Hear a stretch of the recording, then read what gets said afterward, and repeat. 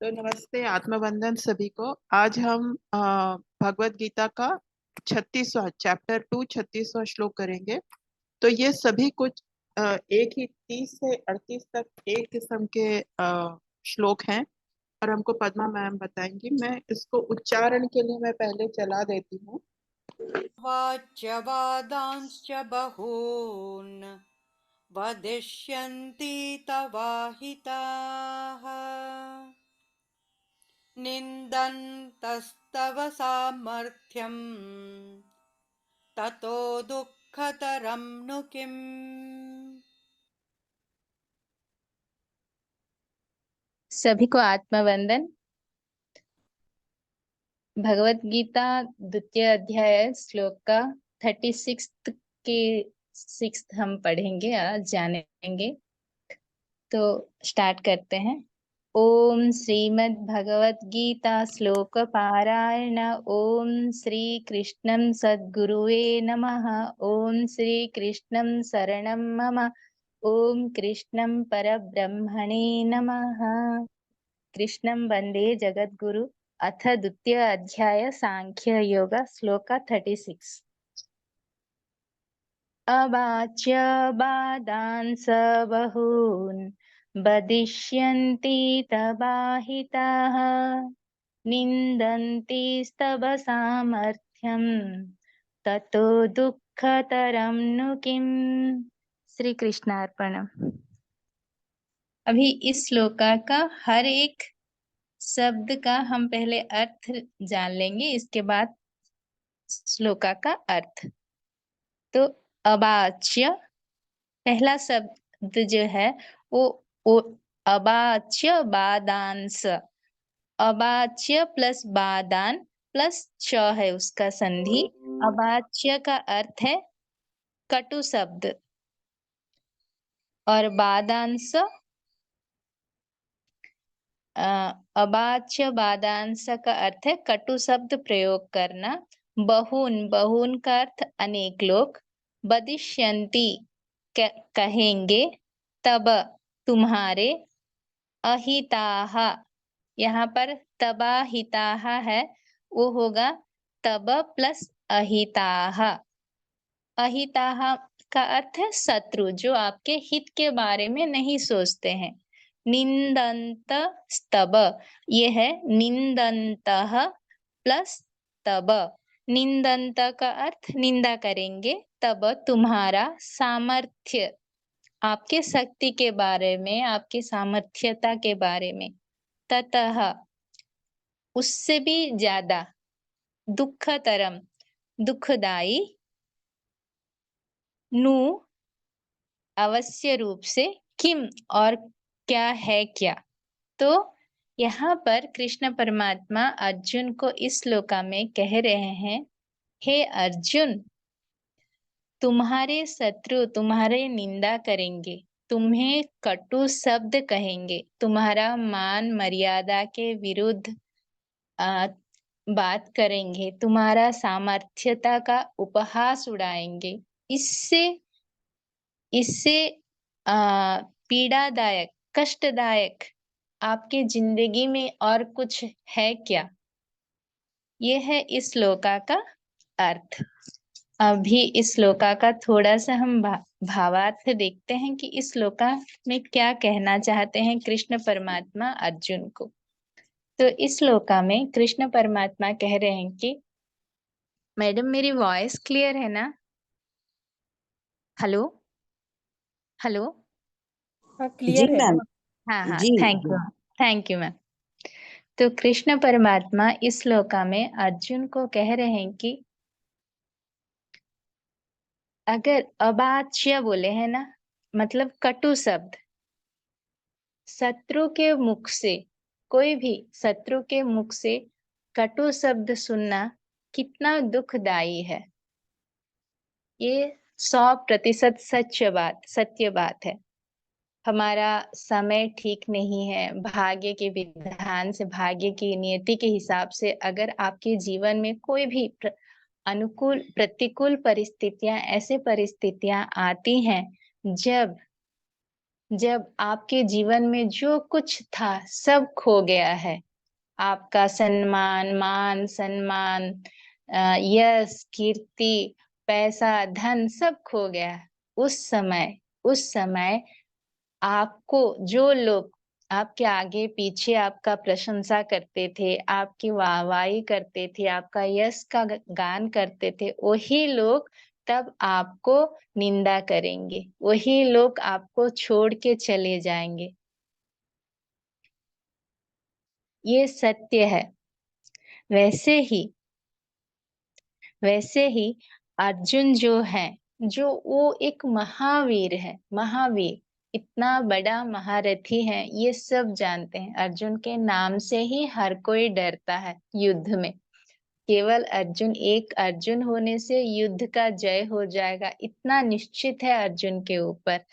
वैसा अर्जुन, और जिस अर्जुन की स्वप्न पर, मतलब ये अर्जुन है, अर्जुन के साथ युद्ध करना हर एक सैनिक के लिए, योद्धा के लिए ऐसा एक स्वप्न है, सिंह की स्वप्न के जैसा। सिंह अगर स्वप्न में आता है तो जैसे हमको इतना भयभीत हो जाते हैं, तो अर्जुन अगर युद्ध क्षेत्र में हमारे सामने आते हैं तो सैनिक के सामने, योद्धा के सामने वो लोग भी इतना ही भयभीत होके रण क्षेत्र छोड़ देते हैं। इतना महावीर है वो अर्जुन।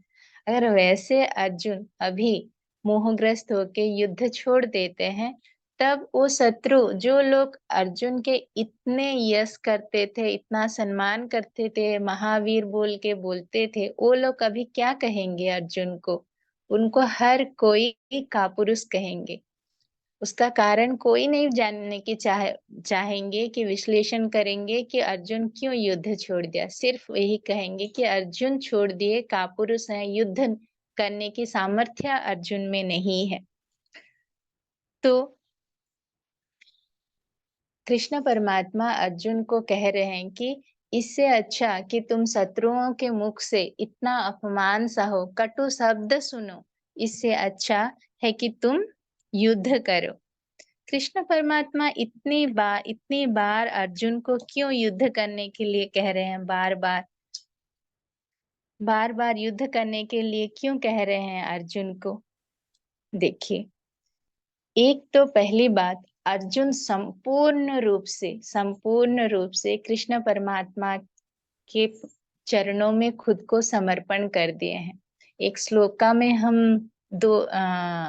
द्वितीय अध्याय के ही एक श्लोका में हम पढ़े हैं, कृष्ण परमात्मा को अर्जुन कहते हैं, कार्पण्य दोषो बहत स्वभावः पृष्यामित्र संभोर चेता। उस श्लोका में मुझे जितना याद है, तो अर्जुन कहते हैं कि हे कृष्ण परमात्मा, मुझे कुछ पता नहीं। कापुरुष मतलब अज्ञानता के वजह से मेरा कर्म क्या है मैं समझ नहीं पा रहा हूँ, अच्छा क्या है बुरा क्या है मैं सोच नहीं पा रहा हूँ। इसलिए मैं खुद को आपके शरणों में संपूर्ण रूप से समर्पण कर रहा हूँ। अभी आप मेरे गुरु हैं और मैं आपके शिष्य हूँ। आप जो मुझे रास्ता दिखाएंगे मैं उस रास्ते पे चलूंगा। हम एक श्लोका में ये पढ़े थे। अर्जुन कहते हैं आरंभ में, सांख्य योग के आरंभ में, तो अर्जुन कृष्ण परमात्मा को संपूर्ण रूप से खुद को समर्पण करते हैं उनके चरणों में। तो ऐसे पहले तो एक संपूर्ण रूप से समर्पण भाव जो कृष्ण परमात्मा के मन को छू जाता है, और दूसरी अर्जुन और कृष्ण परमात्मा की मैत्री। इन दोनों में इतना मैत्री है कि अर्जुन के मन में केवल कृष्ण परमात्मा ही बसे हैं। हर चीज खुल के वो कृष्ण परमात्मा को कह देते हैं। मन में जो भी आशंका आती है, जो भी छोटी छोटी आशंका आती है, देखिए हम युद्ध में इतना, एक प्रथम अध्याय से अभी तक जितना भी हम देखे, अर्जुन हर एक आशंका को, हर एक शंका को, हर एक मन में जो भी आया है, उनमें संदेह आया है, हर एक संदेह को कृष्ण परमात्मा के सामने रखे हैं। हम जैसे एक मित्र के सामने रखते हैं हमारे मन में जो भी संदेह आता है, वैसे ही कृष्ण परमात्मा के सामने अर्जुन रखे हैं। मतलब अर्जुन का कितना विश्वास है कृष्ण परमात्मा के ऊपर कि मेरा ये मित्र मुझे सही रास्ता दिखाएगा। तो कृष्ण परमात्मा वो उनको मन को भा गया है, उनका वो गुण। और अर्जुन और दुर्योधन जब कुरुक्षेत्र का युद्ध आरंभ होना था, तब कृष्ण परमात्मा के पास सहायता के लिए जाते हैं। तो अर्जुन को कृष्ण परमात्मा कहते हैं कि मैं जो युद्ध में कोई भी अस्त्र नहीं उठाऊंगा, वो एक तरफ, और मेरे ही जितना सामर्थ्य, मुझ में युद्ध का कौशल करने का जितना सामर्थ्य है, उतना ही सामर्थ्य वाला मेरे नारायणी सैन्य। इन दोनों में आपको क्या चाहिए?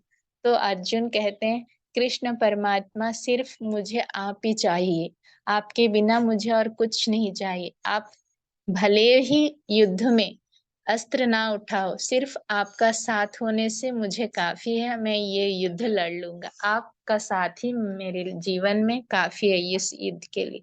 तब दुर्योधन हंसते हैं, बोलते हैं कि कितना मूर्ख है एक कृष्ण परमात्मा जो कोई अस्त्र ही नहीं उठाएगा, उसको ये मांग लिया। चलो अच्छा है, मैं नारायणी सैन्य ले जाता हूँ। तो कृष्ण परमात्मा अर्जुन के तरफ हो जाते हैं और दुर्योधन को अपना नारायणी सैन्य दे देते हैं।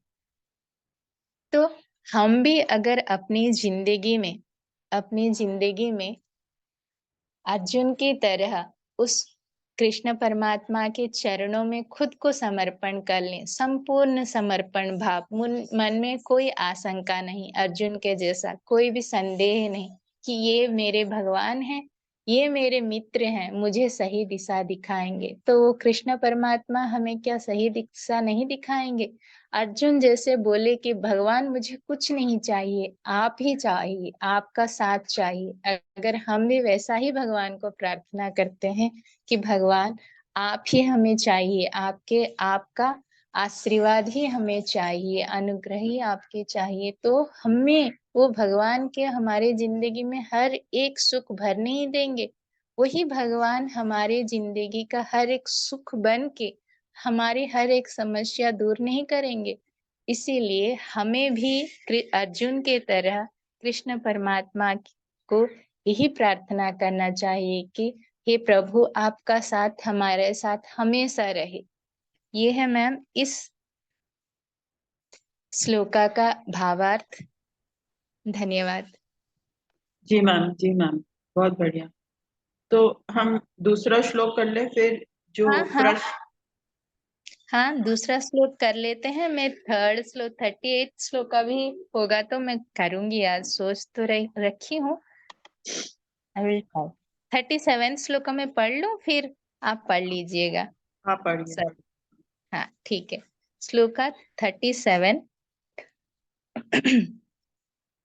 हतो वा प्राप्स्यसि स्वर्गं जित्वा वा भोग्यसि महीम् तस्मादुत्तिष्ठ कौन्तेय युद्धाय कृतनिश्चयः। श्री कृष्णार्पणम्। युद्ध करते हो फिर तो दो बातें हो सकती हैं। अगर तुम मारे जाते हो तो स्वर्ग प्राप्त करोगे, अगर जीतते हो उठ के युद्ध करने के लिए दृढ़ निश्चय कर लो। ये है इस श्लोका का अर्थ। तो इस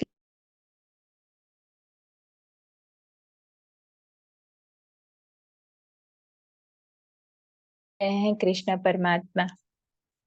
तो इस श्लोका में कृष्ण परमात्मा अर्जुन को युद्ध के लाभालाभ, मतलब क्या क्या लाभ हो सकते हैं, अभी तक कृष्ण परमात्मा अर्जुन को युद्ध ना करने से क्या होता है, क्या क्या होता है, उसका परिणाम बताए हैं। अभी इस श्लोका में कृष्ण परमात्मा अर्जुन को युद्ध करने से क्या लाभ होता है, उसका परिणाम क्या है, वो बता रहे हैं। अगर आप धर्म कार्य, कुछ भी धर्म कार्य करते हैं, किसी वो किस चीज की भी हो, एक धर्म कार्य अगर हम करते हैं,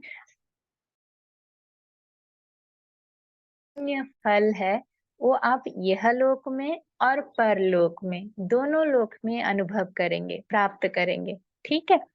ऐसे ही अगर आप एक धर्म युद्ध कर रहे हैं तो उसका जो परिणाम होगा, अगर वो धर्म युद्ध में आपका मृत्यु हो जाता है तो आप वीर गति को है तो स्वर्ग युद्ध करना चाहिए। इसीलिए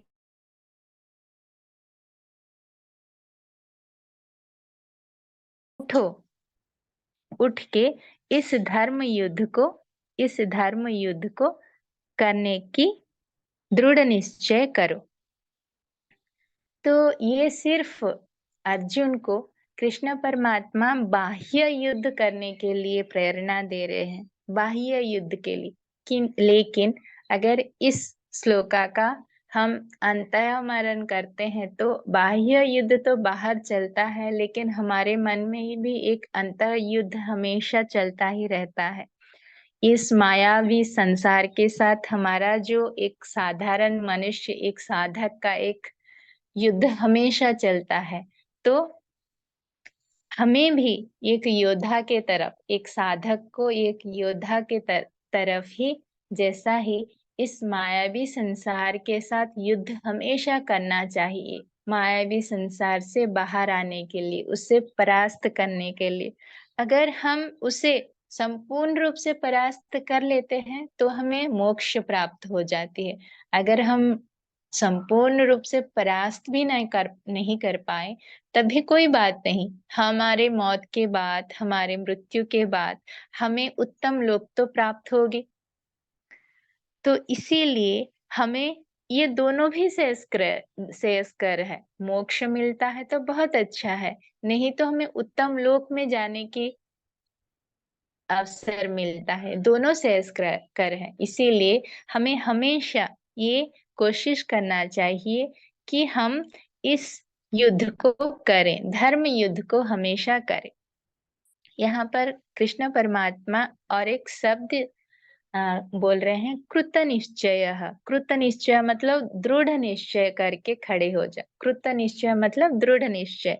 तो लक्ष्य साधना के लिए हमारे जीवन में कोई भी हम अगर लक्ष्य रखते हैं, तो एम रखते हैं, गोल रखते हैं, तो उसकी साधना के लिए हमें हमेशा हमेशा दृढ़ संकल्प चाहिए और उस दृढ़ संकल्प के साथ हमें खड़ा रहना है। अगर हमारे मन में लक्ष्य साधना के लिए दृढ़ संकल्प नहीं होता है तो ये माया संसार जो है, माया जो है, इंद्रियों की जो माया है, हमें हमारे लक्ष्य से पीछे खींचती ही रहती है। हम कभी भी हमारे लक्ष्य तक पहुंच नहीं, हमारे लक्ष्य तक पहुंचने के लिए हमेशा जागरूक रहना पड़ता है और हमारे संकल्प को दृढ़ रखना पड़ता है। और कृष्ण परमात्मा अर्जुन को इस श्लोका में कह रहे हैं, तस्मात् उत्तिष्ठ कौन्तेय युद्धाय कृत निश्चय। ये हमको भी कह रहे हैं कृष्ण परमात्मा, तस्मात् उत्तिष्ठ कौन्तेय, इसीलिए उठो। उत्तिष्ठ का अर्थ उठो।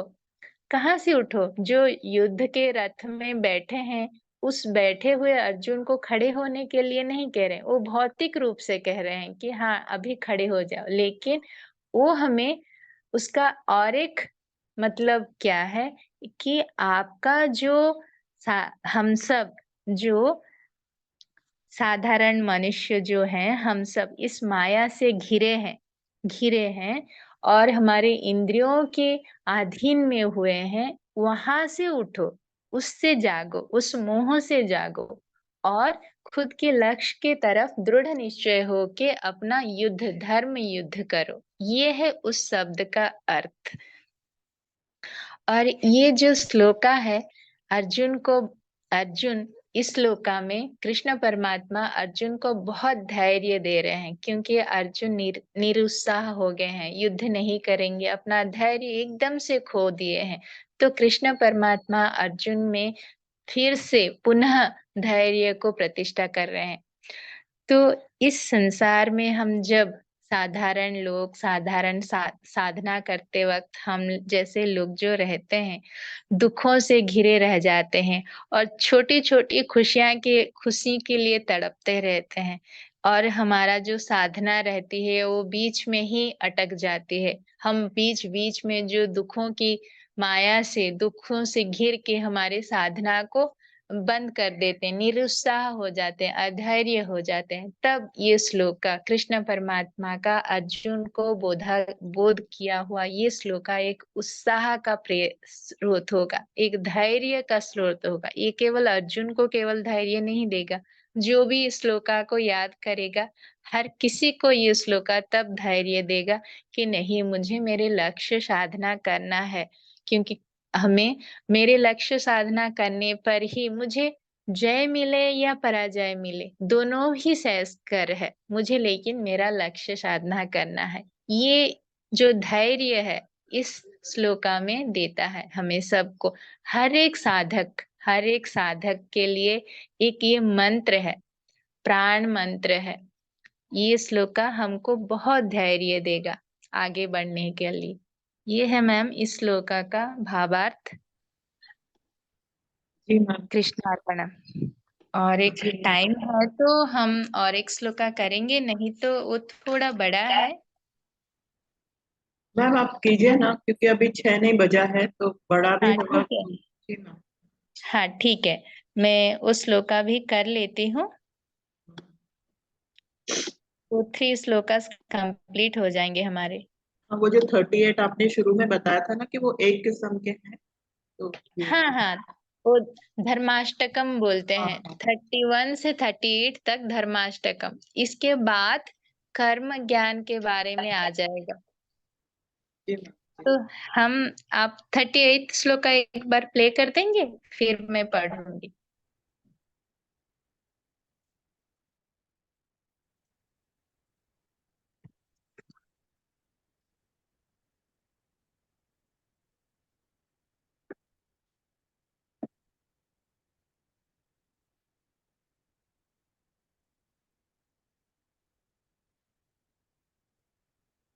हेलो मैम, आप प्ले करेंगे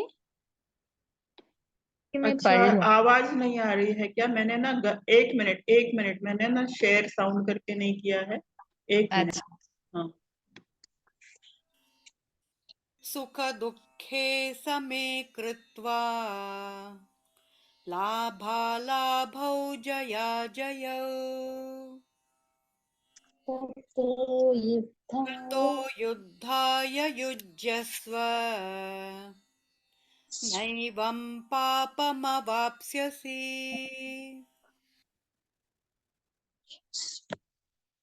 ठीक है, अभी 38 श्लोक। सुख दुःखे समय कृत्वा लाभालाभौ जया जयो ततो युद्धाय युज्यस्य नैवं पापं वाप्स्यसि। श्री कृष्णार्पणम। प्लीज आप पढ़ लीजिए। अभी इस श्लोका का हर एक शब्द का अर्थ पहले जानने की कोशिश करते हैं। सुख दुःखे, सुख सुख, दुख मतलब दुख, समय कृत्वा मतलब एक समान एक भाव से देखना, लाभा लाभो लाभ और क्षति उभय, जया जय जय और पराजय, ततः इसके बाद युद्धाय युद्ध में, युज्यस्य नियोजित रहना, खुद को नियोजित करना,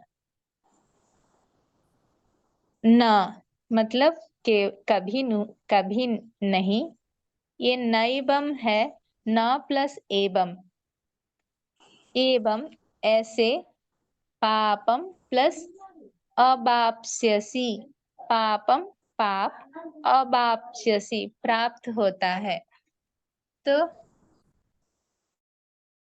इसका अर्थ है, हर एक शब्द का अर्थ है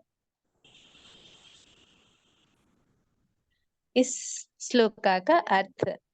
अगर कृष्ण परमात्मा अर्जुन को इस श्लोका में कर्म ज्ञान दे रहे हैं कि हमें कर्म कैसे करना चाहिए। तो ये क्या कह रहे हैं इस श्लोका में? दुख, सुख और दुख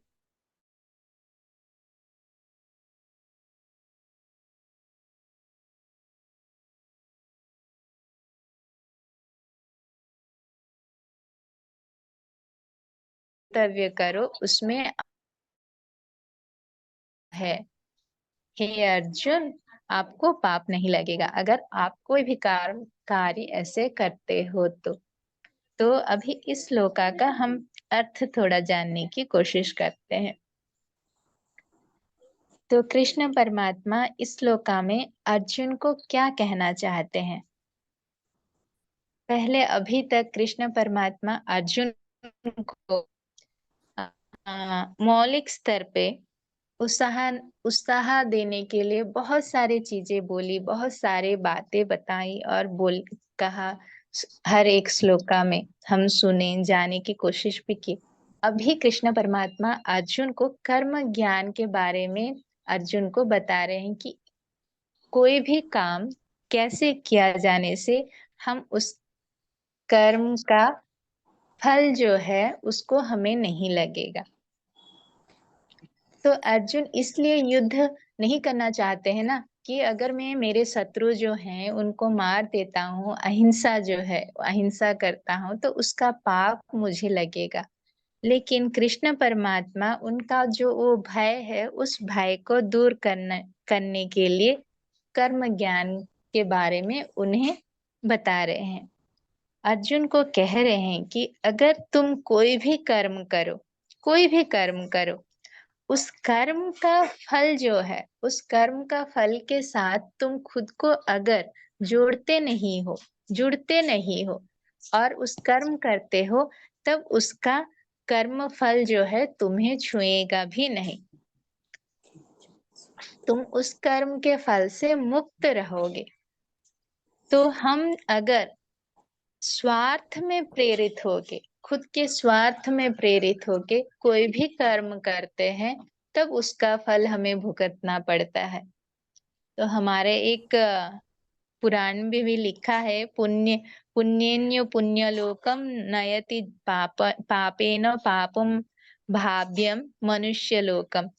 तो अगर आप पुण्य काम करते हैं, उत्तम कर्म करते हैं, तो आपको उत्तम लोक मिलता है, स्वर्ग लोक मिलता है। अगर आप पाप काम करते हैं, तो खराब काम करते हैं तो नरक में जाते हैं। अगर मिश्रित काम करते हैं तो लोग पुण्य पाप मिलके जो कर्म करते हैं तो भूलोक में, पृथ्वी लोक में, हम मनुष्य जन्म में हम आ जाते हैं, पुण्य और पाप दोनों को भोगने के लिए।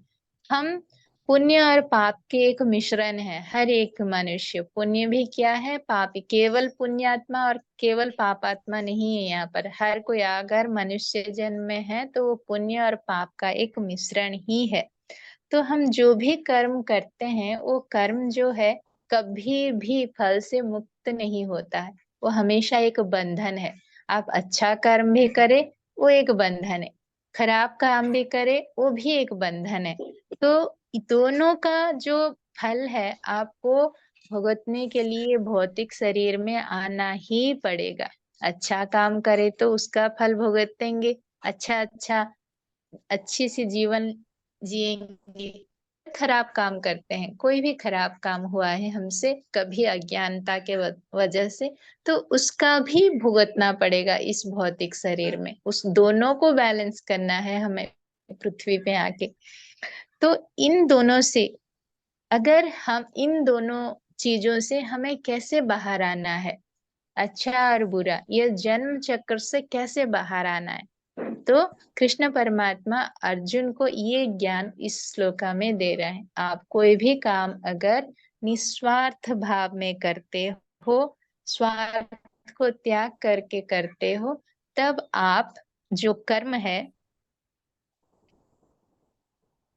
जो कर्म फल है, जो कर्म से आपका वो फल जो सृष्टि होता है उसका आप भागीदार नहीं बनोगे।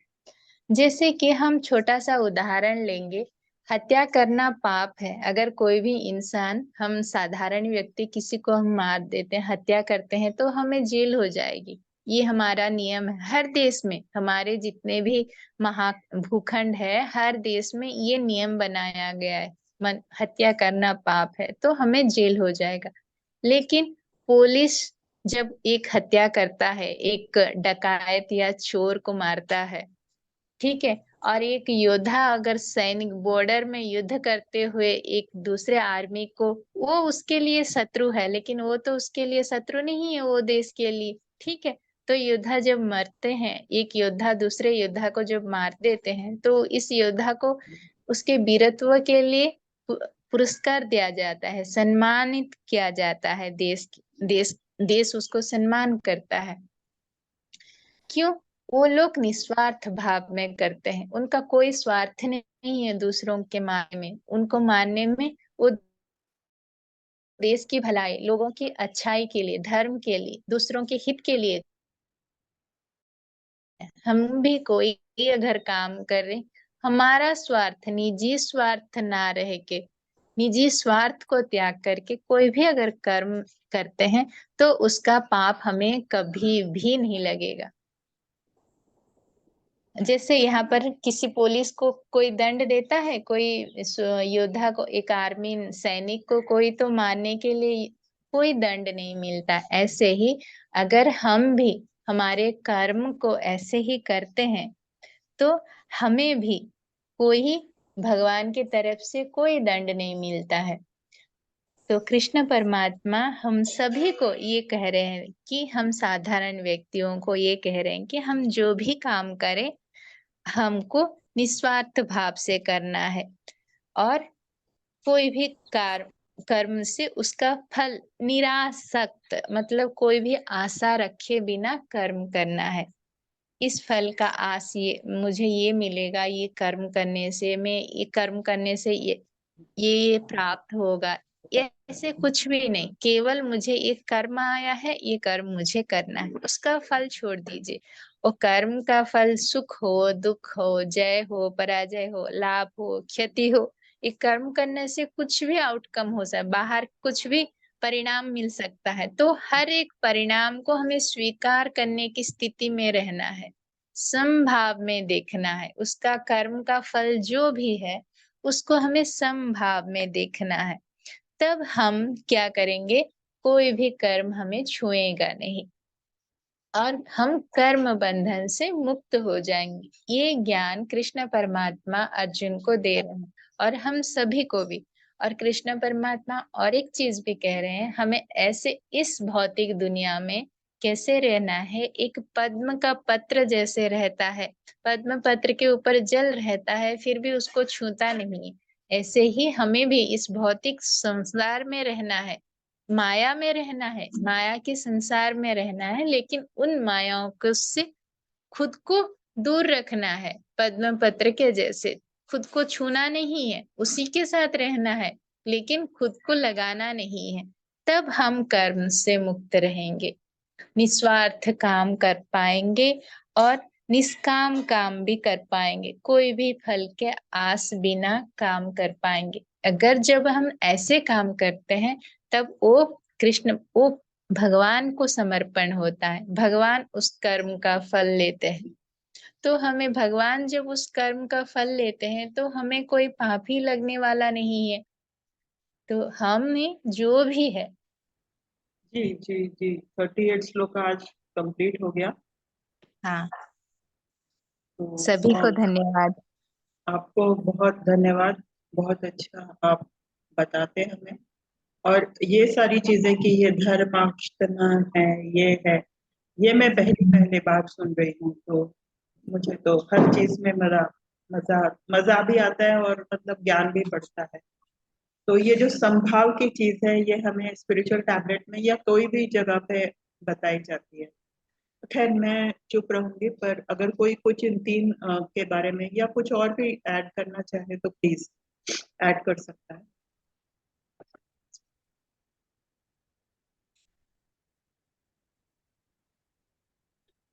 हर किसी को जीवन में पढ़ना चाहिए। सिर्फ एक भगवत गीता अगर एक व्यक्ति के जीवन में साथ है ना, उसको दुनिया में किसी के साथ नहीं नहीं होने से भी चलेगा।